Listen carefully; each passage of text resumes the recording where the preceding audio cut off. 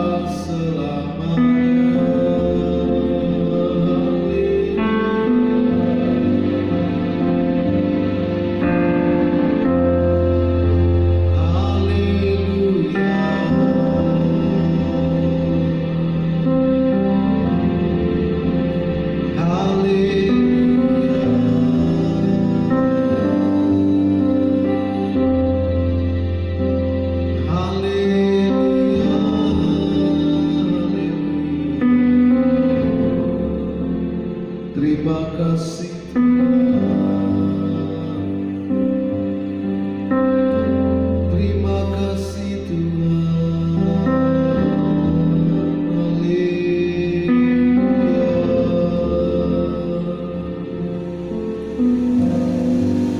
Mungkin hari-hari ini kita mengalami kelemahan,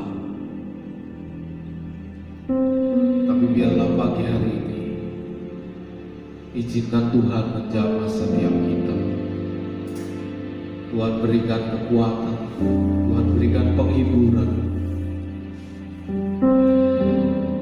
Biarlah di bulan yang baru ini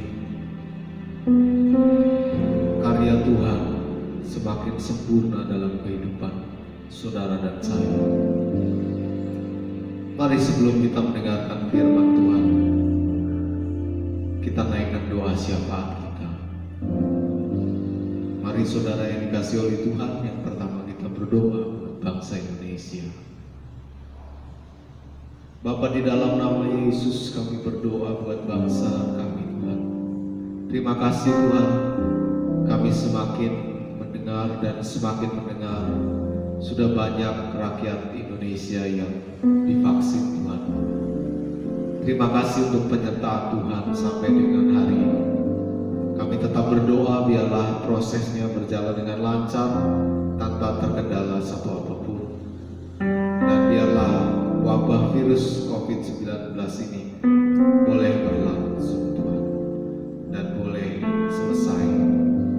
Berkati para anak-anak sekolah, orang yang bekerja, Tuhan berkati mereka di masa pandemi ini. Tuhan tetap berikan kekuatan. Berkati negara kami, berkati pimpinan kami, berkati gereja-gereja yang ada di bangsa kami. Di dalam nama Yesus kami mohonkan doa kami untuk bangsa dan negara Indonesia. Yang kedua, kita berdoa buat anak-anak Tuhan di seluruh negeri, termasuk saya dan saudara, supaya kita semua tetap ada di dalam perlindungannya Tuhan. Mari kita berdoa. Bapa, kami juga berdoa buat anak-anak Tuhan dimanapun mereka berada, termasuk kami.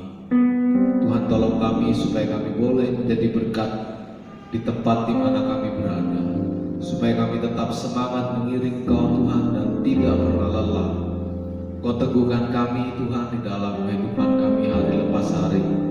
Biarlah kami menjadi ibu rumah tangga yang baik, menjadi suami yang baik, menjadi istri yang baik, menjadi kepala rumah tangga yang baik, menjadi anak yang baik, menjadi menantu yang baik, menjadi mertua yang baik, menjadi masyarakat yang baik, menjadi pelayan Tuhan yang baik. Terima kasih Bapa di surga.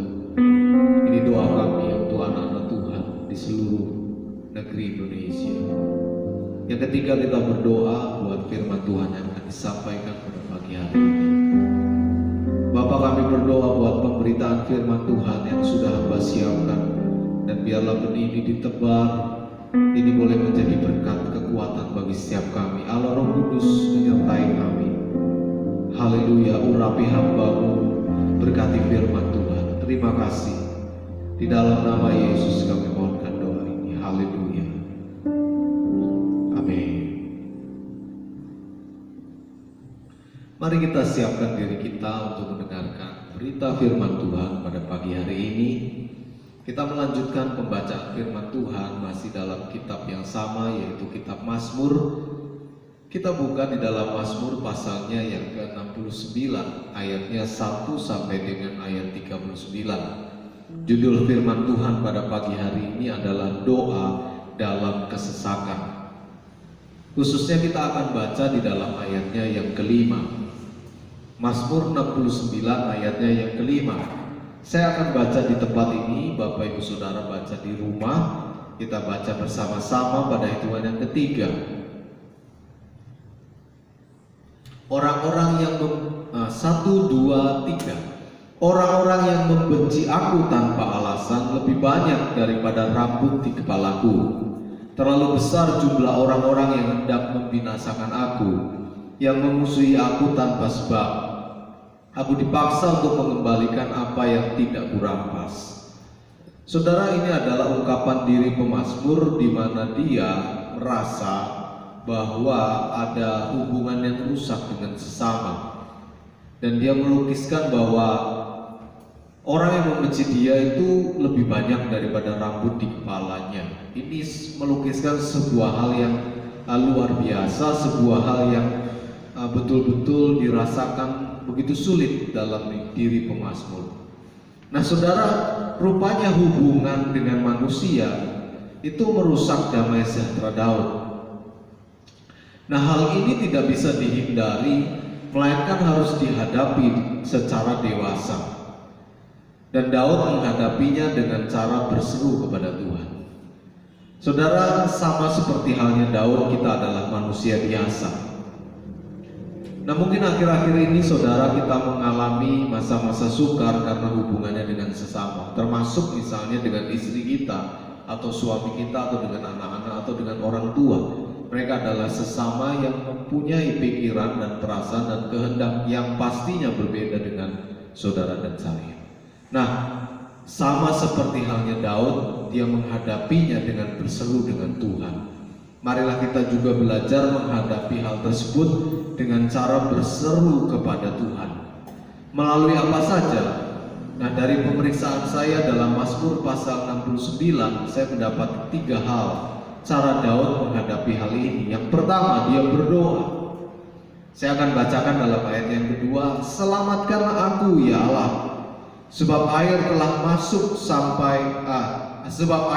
naik sampai ke leherku. Jadi Daud berseru, Daud berdoa, Tuhan selamatkan aku Tuhan, sebab air telah naik sampai ke leherku. Jadi istilahnya dia mau memberikan suatu penjelasan bahwa aku hampir mati Tuhan. Tuhan selamatkanlah aku Tuhan. Jadi dia responsnya adalah berdoa. Dia tidak membalas yang jahat dengan jahat. Dia tidak membalas sakit hati dengan sakit hati. Dia tidak membalas dirugikan dengan merugikan orang. Sebab itu Tuhan baik. Tuhan berkata kepada Daud, dia adalah orang yang berkenan di hati Tuhan. Nah saudara yang dikasih oleh Tuhan, doa adalah nafas hidup. Bukan kewajiban, melainkan kebutuhan. Nah nafas itu kan bukan kewajiban. Ayo kamu harus nafas loh. Tidak kan. Saya harus nafas karena itu kebutuhan saya. Karena kalau saya tidak bernafas, maka saya akan mati. Begitu juga dengan makan dan minum. Ayo makan dan minum loh. Itu bukan kewajiban, tapi itu memang kebutuhan. Makan dan minum adalah kebutuhan, ya sudah. Jadi sama dengan doa, doa adalah kebutuhan kita. Sebab itu dalam segala situasi kondisi kita belajar untuk berdoa kepada Tuhan. Nah doa bukanlah langkah akhir, melainkan langkah awal untuk menemukan cara akan masalah kita. Jadi seringkali kita ketika kita sudah berdoa begitu kita bangga, lalu kita mengalami pendekatan mistik. Jadi pendekatan mistik adalah bim salabim, ada kadabra, Tuhan akan buat mujizat dengan secara spektakuler seperti demikian. Ternyata tidak juga. Kalau kita perhatikan mujizat Tuhan dalam Nabi Nuh, lalu ada pelangi, ternyata pelangi secara ilmiah bisa dijelaskan dan itu terjadi. Nah waktu kita berdoa itu bukan langkah akhir terus kita diam-diam saja, tetapi Tuhan tuntut step by step untuk kita menyelesaikannya. Tidak serta-merta kita berdoa terus selesai hubungan dengan sesama, tetapi pada posisi tetap sakit hati. Maka isi doanya adalah untuk membalas jahat dengan jahat. Nah saudara yang dikasih oleh Tuhan, doa adalah mengizinkan sorga untuk intervensi kepada masalah bumi. Kita ada di bumi, kita sedang punya masalah di bumi. Dan waktu kita doa, kita mengizinkan. Nah kata mengizinkan ini menarik sekali ya Bapak Ibu Saudara. Mengizinkan itu artinya adalah Tuhan saya persilahkan. Jadi mengizinkan sorga akhirnya mengintervensi kehidupan kita di bumi. Seperti halnya doa Bapa kami di sorga. Datanglah kerajaanmu, jadilah kehendakmu di bumi seperti di sorga. Jadi jika hari-hari ini kita ada masalah di area ini, mari kita datang berdoa doa. Itu yang pertama. Yang kedua, apa yang Daud lakukan? Rumah Tuhan. Nah, kita baca dalam Mazmur 69 ayat 10, ayatnya berbunyi demikian. Sebab cinta untuk rumahmu menghanguskan aku, dan kata-kata yang mencela engkau telah menimpa aku. Di satu sisi memang ketika Daud giat ke rumah Tuhan, justru itu membuat dia hangus. Jadi kata-kata pencelaan itu semakin justru banyak. Mungkin kurang lebihnya begini, ayo rajin ibadah, rajin ke rumah Tuhan, banyak masalahnya, tetangga aja gak akur dengan Anda dan seterusnya. Tetapi Daud komitmen untuk ada tinggal di rumah Tuhan, itu intinya. Jadi saudara yang dikasihi oleh Tuhan, ketika kita ada persoalan, mari kita tetap hadir di rumah Tuhan. Di rumah Tuhan ada aktivitas roh. Ada aktivitas roh sama seperti hari ini saya rekaman di rumah Tuhan. Nah, ini adalah aktivitas yang ada di rumah Tuhan untuk doa, untuk memuji, untuk menyembah, untuk mendengarkan firman Tuhan. Jemaat menangis di sini, jemaat bersukacita di sini, jemaat memohonkan mujizat, jemaat terima mujizat, dan rumah Tuhan banyak aktivitas di sana. Kalau pohon besar saja saudara bisa dikeramatkan dan setan senang tinggal di situ. Begitu juga dengan Tuhan, ketika rumahnya dijadikan rumah doa, maka Tuhan ada di situ bersemayam dan Tuhan hadir, Tuhan memberikan mujizatnya. Kita datang ibadah itu banyak manfaatnya, baik untuk hidup di masa yang sekarang maupun di masa yang akan datang. Oleh sebab itu saudara, prioritas hidup kita harusnya adalah ibadah. Ibadah itu bukan di diri sendiri, karena baik kita adalah diri sendiri. Datang ke rumah Tuhan, kita ibadah di sana. Bapak Pendeta Yakuno mengatakan, almarhum, dia mengatakan begini, kita bisa kencing di sembarang tempat, tapi tempat yang tepat untuk kencing adalah toilet. Kita bisa ibadah di sembarang tempat, tetapi tempat yang tepat untuk ibadah adalah rumah ibadah. Kalau tidak begitu, ngapain Tuhan capek-capek waktu itu Yesus membuat cambuk lalu mengusir orang-orang di bait Allah itu, karena bait Allah dijadikan sarang penyambung untuk menegakkan bangunan fisik supaya dijadikan rumah doa. Mengapa kita ke rumah Tuhan? Karena seringkali roh itu penurut tetapi daging lemah. Nah, perlunya lah kita di sini untuk kita dikuatkan. Dan di rumah Tuhan itu kekuatan rohani. Karena memang kadang-kala kita rasakan ketika kita keluar dari gereja, kita menjadi loyo kembali. Tapi waktu kita ada di dalam, kita menjadi kuat. Ada apa? Ada roh yang kuat memang. Yang pertama, Daud berdoa. Yang kedua, Daud datang ke rumah Tuhan. Yang ketiga, Daud puasa. Saya bacakan dalam Mazmur 69 ayat 11. Ayat itu berbunyi demikian, aku meremukkan diriku dengan berpuasa, tetapi itu pun menjadi celah bagiku. Jadi Daud ke rumah Tuhan dicela, Daud puasa juga dicela. Ini memang sesama yang kebangetan. Lalu saya teringat, kadang-kala kita belum pernah mengalami yang seperti itu ya, kebangetan.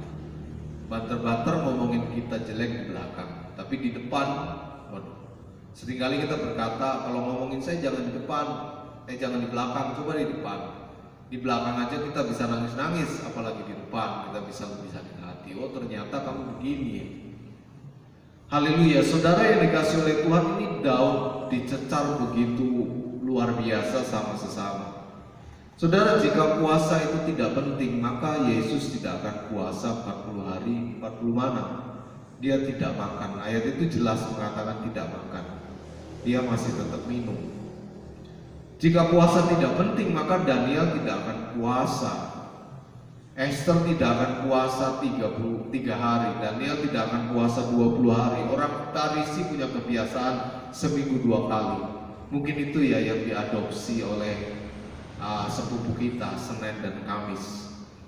Mungkin gereja tidak puasa jika puasa itu tidak penting. Seperti gereja kita, puasanya hari Sabtu, ada pertemuan jam 12 siang.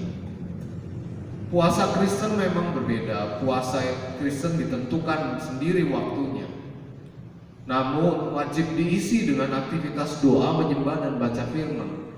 Kalau hanya menahan lapar saja itu namanya diet, Bapak Pendeta Gilbert mengatakan.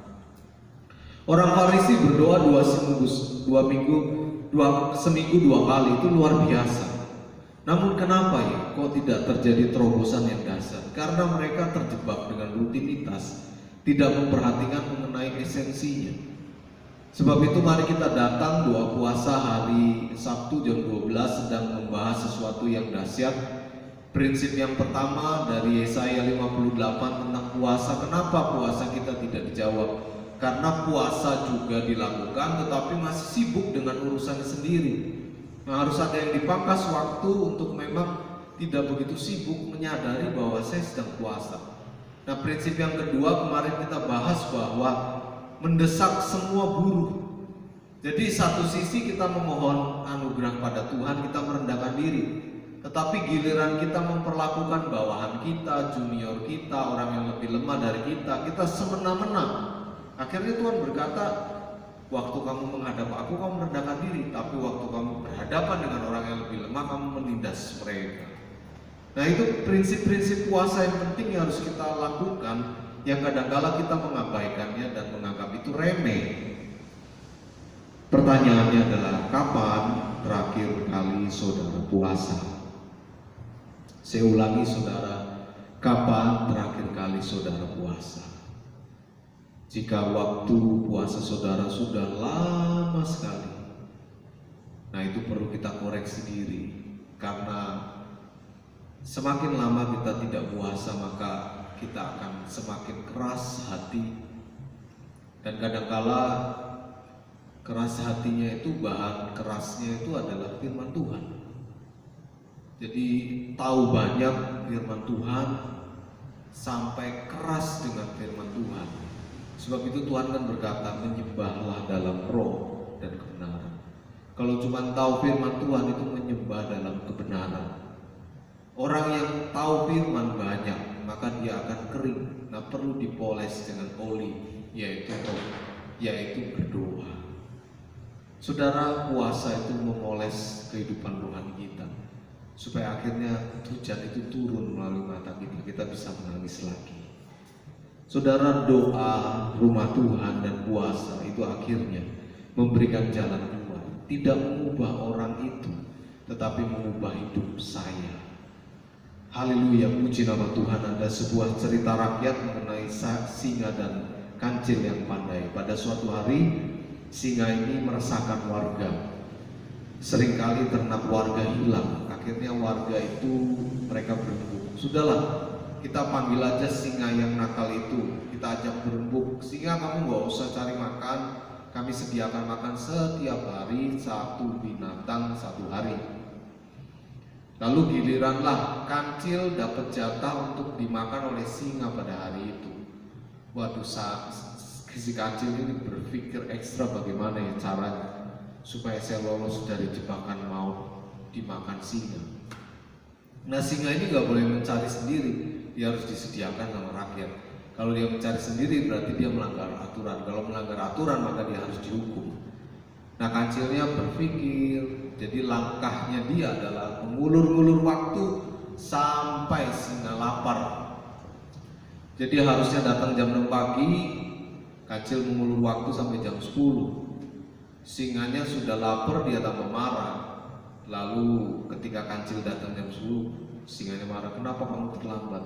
Waduh, kamu kurang ajar dan sebagainya. Maaf, singa, saya terlambat karena saya menunggu teman-teman saya, bahwa warga tidak hanya menyediakan saya untuk tuan, tetapi ada kancil yang lain. Kita tunggu ya kancil yang lain supaya bisa dimakan bersama-sama. Akhirnya tunggu lagi mengulur waktu sampai jam 2 siang. Si singa tambah penasaran, dia tambah lapar. Kok belum datang teman-temanku? Oke tuanku singa, sebentar ya, saya coba cek minta waktunya ke sana. Kenapa kok teman-temanku belum datang? Akhirnya dicek, sebetulnya gak ada apa-apa. Terus dia pulang lagi, dia bawa cerita, loh temanku singa, tuanku singa, ternyata teman-temanku ditawan sama teman-temannya singa di sana, bahkan sudah dimakan habis. Akhirnya singanya marah. Lalu dia tanpa berpikir panjang, dia serang itu kelompok singa yang lain, karena jatahnya makannya dia pikir dimakan sama singa yang lain. Ini kancil buat cerita yang jelek, dan singkat cerita singa yang nakal itu mati di tangan temannya sendiri. Akhirnya kancil selamat, rakyat juga selamat. Saudara yang dikasihi oleh Tuhan, kancil menemukan jalan keluar walaupun agak sedikit licik. Nah sama saudara, kita berdoa, kita ke rumah Tuhan, kita berpuasa, itu bukanlah supaya terjadi mujizat, tetapi Tuhan berikan hikmat, berikan kebijaksanaan, berikan akal budi untuk kita menyelesaikan persoalan-persoalan yang sedang kita hadapi. Saudara, kesimpulannya, ketika kita berada dalam kesesakan karena sesama, janganlah membalas, melainkan berdoalah, karena Tuhan akan memberikan jalan keluar. Demikianlah firman Tuhan yang pastinya memberkati kita, membekali kita untuk kita jalani hari ini dari pagi, siang, dan malam. Tetap semangat, kita optimis di bulan yang baru ini, bulan Maret, Tuhan lebih lagi memberkati kita. Puji Tuhan, mari kita akan lanjutkan di dalam doa berkat. Tuhan Yesus memberkati. Haleluya, haleluya. Puji Tuhan, kami bersyukur Tuhan untuk firman Tuhan pada saat pagi hari ini. Kami sungguh berterima kasih, Engkau sungguh baik dalam kehidupan kami Tuhan. Sama seperti halnya Daud berdoa di dalam kesesakan Tuhan, kami juga mau Tuhan ketika keadaan kami tersesat, kami tidak panik Tuhan, kami mohon pertolongan yang dari Tuhan, melainkan kami datang untuk berdoa, kami datang memohonkan berkat yang dari Tuhan. Terima kasih Bapa di sorga, hamba berdoa buat ibu-ibu yang akan mempersiapkan rumah tangganya, baik anak-anak yang studi, belajar di rumah, maupun segala hal yang berkaitan dengan cucian, berkaitan dengan masak-masak. Tuhan berkati, beri kekuatan ekstra juga buat para ayah, suami yang akan bekerja di ladang, di orang dimanapun mereka berada untuk bekerja. Tuhan berikan kekuatan ekstra, dilindungi Tuhan, dijauhi dari pandemi COVID-19 Tuhan. Kami berdoa buat anak-anak yang sekolah, yang belajar di rumah, mungkin mereka tidak mempunyai kuota internet. Kau yang tetap memberkati, Kau yang tetap memberikan penghiburan. Terima kasih Bapa di sorga, terima kasih. Kami akhiri Tuhan doa kami pada pagi hari ini. Kami persembahkan segala hormat kemuliaan hanya bagi Tuhan saja. Di dalam nama Yesus kami mohonkan doa ini. Saudara, pulanglah dengan membawa berkat kasih karunia dari Allah Bapa, damai sejahtera dari Tuhan Yesus Kristus, dan persekutuan Allah Roh Kudus menyertai kita sekalian mulai hari ini sampai Maranatha Tuhan datang pada kali yang kedua. Di dalam nama Yesus, setiap kita yang percaya telah menerima berkat Tuhan, katakan bersama-sama, amin.